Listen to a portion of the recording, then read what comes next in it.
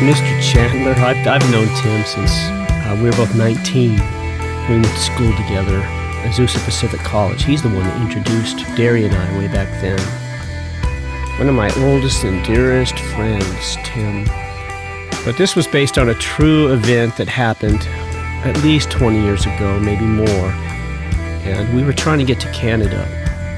This was back in the days when you could show up with 2,000 pounds of equipment at LAX at the curb and, slip the sky cap $100 or something. He used to make sure the whole thing got on. So we did that, but we were also running a little bit late. So we got up to the counter, and my ticket, and I knew this before I got up there, I just didn't know it was going to be a big deal. And this was before the days of all the security stuff that goes on now. They had spelled my name, K-I-M, Chandler.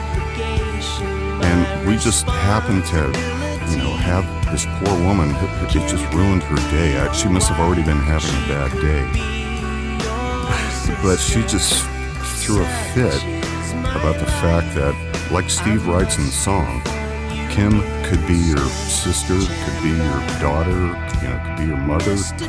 So it just ruined it, and it got worse and worse for her. And at one point she asked me to sign some kind of form or something, and I didn't have a pen. I go, "Do you have a pen?"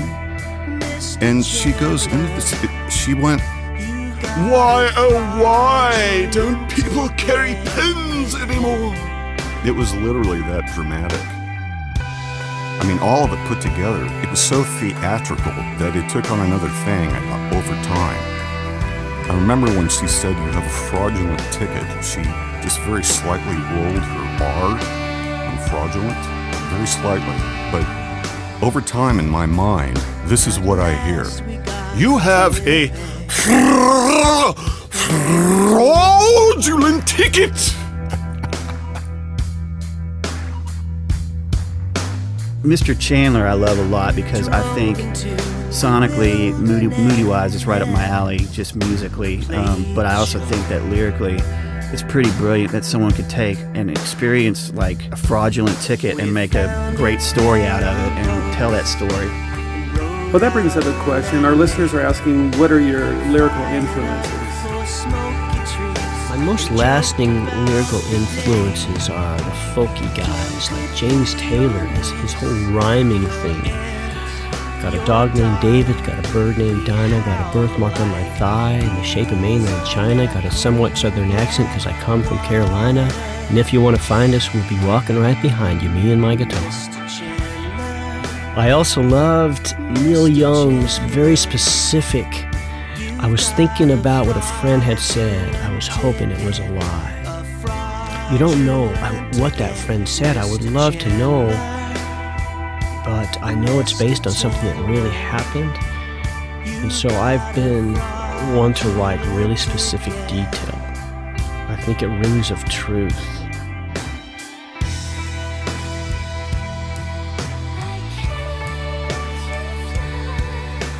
Mr. Chandler that's one that I actually didn't want to turn over. I was thinking about not turning over because I really liked it as the instrumental thing, and I was playing Steve some stuff, and he said, "What's that?" And I said, "Oh, it's this instrumental thing." And he goes, "Oh man, that's great." He goes, "We should use that." And it took me a couple days to actually decide to give it over, but right away, again, he started just singing the Mr. Chandler idea to it. He started singing, "Mr. Chandler, you've got a fraudulent ticket." And I thought, well, once he did that, it's like, okay, well, we'll do it.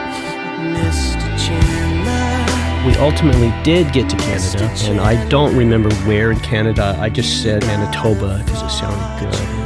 That night, we wandered out past midnight, and all the campers were back in their cabins, and we found these rowboats. And we pulled those two rowboats together and just drifted out on that lake, and I remember just laughing and recollecting the day, and our voices echoing on the water. And I love to recall those specific events, and I'm sure it's really blurred in my mind, and I've got the details all wrong, but that's a good story. After this thing happened at the ticket counter, there's another employee, a woman, who I'm sure she was just trying to take compassion on us and help us, because we were running really, really late, and we didn't think it was possible we could make the flight. So she grabs us and starts racing us through the airport, we're running. She's going, come on, you can make it, come on, you can make it. Go, come on, you guys can make it. She's doing it. And we're like leaping over rows of seats and things. And we're running. She keeps going, you can make it. Come on, you can do it. And we're running right down the hallway to the door.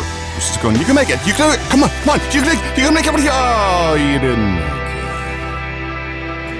I'm sorry.